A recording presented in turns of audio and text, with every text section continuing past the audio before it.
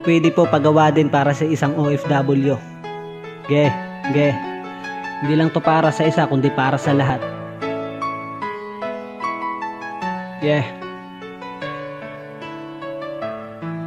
Haragan. Isa ako sa Pilipino na piniling manayuhan dito sa ibang bansa para lamang matulungan ng aking mga pamilya kahit na medyo mahirap. Bawal dito ang mapagod, kailangan magsumika. Para sa aking pamilya ay kailangan magtiis. Sinantabi ko ang lungkot at ang aking pagkamis. Bawat pawis ko bayad para to sa kanila.